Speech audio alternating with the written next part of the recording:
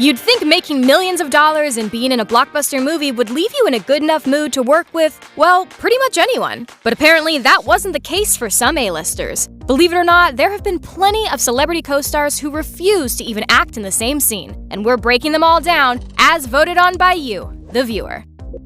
The Fast and the Furious is one of the biggest film franchises of all time. That's due in large part to Vin Diesel, the star of many of the installments. After his initial departure from the franchise, he made a deal to be the producer on all post-Tokyo Drift sequels in order to return. Needless to say, he shepherded the franchise to practically unthinkable heights. Just like their characters in The Fate of the Furious, Vin Diesel and Dwayne "The Rock" Johnson did not become fast friends in real life either. Apparently, Dwayne found Vin to have a bad attitude and horrible work ethic. Plus, he didn't like some of the decisions Vin made as a producer for the film. So, as a result, they refused to appear together on screen.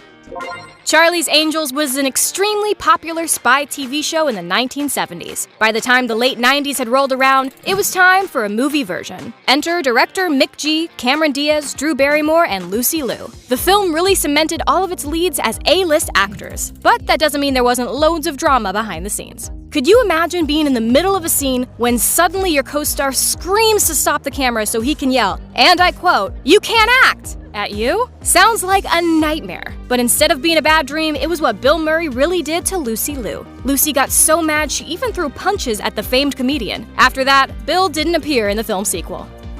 Channing Tatum was a stripper in real life for 8 months when he was 18. He was living in Tampa, Florida at the time and dreaming of becoming an actor. We all know how this story ended. After becoming friends with Steven Soderbergh, the acclaimed director became so obsessed with Tatum's stories from this time period that he became determined to produce a film about the subject. Before filming for Magic Mike, Channing Tatum had been told that newcomer Alex Pettyfer was impossible to work with. So, already off on the wrong foot, Alex tried hard not to stir the pot and kept to himself on set. But instead of preventing any drama, this only made Channing like him even less. Thanks to these misperceptions, Alex wasn't asked back to give us more jaw-dropping lap dances in the second film.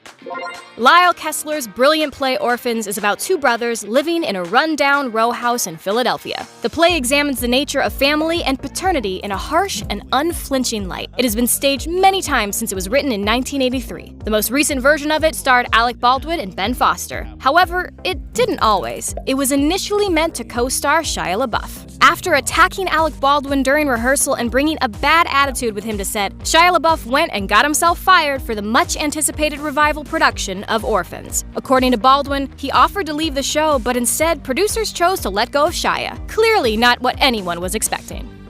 Terrence Howard was supposedly a nightmare to work with on Iron Man. He was abrasive, questioned every decision, and just generally made things more complex than they needed to be. Marvel didn't enjoy the process of working with him, so he wasn't asked back for the next film. Because of that, Howard has some major beef with Robert Downey Jr. Howard claims that he took a $1 million pay cut to convince the studio that Downey was worth the risk. Howard says he tried to get Downey to go to bat for him when Iron Man 2 was greenlit, but that Downey never returned any of his calls. Howard claims that the lack of participation has lost him over $100 million. Is that factually accurate? Probably not, but the Marvel movies make a lot of money, so it's understandable that he's bitter. Do you remember the movie The Lords of Flatbush? It's that movie about greasers in Brooklyn. You've probably never seen it, but you've probably seen the movie poster floating around and been like, man, Stallone is so young in this. Purportedly, Stallone hated his co-star Richard Gere so much that he got him replaced by Perry King for the role of Chico. Rumor has it the two physically fought, and out of their drama stemmed an urban legend about Gere having to go to the hospital after stuffing a gerbil up his behind. Yes, you heard that right. Hot off the drama from his 2.5 Men debacle, Charlie Sheen signed a deal to produce 10 episodes of a TV show adaptation of the film Anger Management. If the 10 proved popular enough, it would trigger an automatic syndication deal where FX would order 90 more episodes. Surprising everyone, this is exactly what happened. However, Charlie Sheen is someone who isn't easy to get along with, which is exactly what Selma Blair found out when she took the role of the show's love interest. After Blair spoke up against Sheen's poor work habits, lack of work ethic, and desire to phone everything in, Sheen threatened to quit the show if she was kept on. Ultimately, she was let go, if only the show had been half as interesting as the behind-the-scenes drama.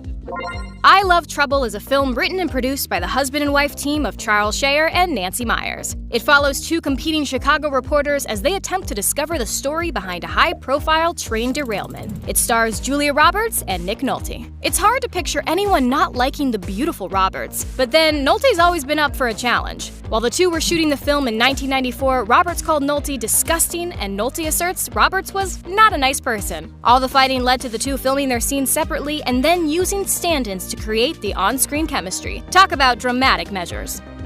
The Good Wife is one of those shows you can't stop watching once you start. It follows a district attorney who returns to work after her husband has been embroiled within a sex scandal. It stars Juliana Margulies as Alicia Florrick, the titular good wife. The show also features famed actress Archie Punjabi as Florrick's best friend, Kalinda Sharma. While both Margulies and Punjabi refuse to comment on any bad blood the stars had with each other during the filming of the show, all signs point to there being some sort of issue that went down. At first, their characters were close friends on the show, but by season 4, they stopped appearing on-screen together for the remainder of the series' 7 seasons. When asked about the supposed feud, Punjabi said, "I'm so thrilled to be on another show. In terms of anything that happened on The Good Wife, I think it's only respectful for it to stay on The Good Wife. It was time for me, for many reasons, to unzip the boots and step into another show."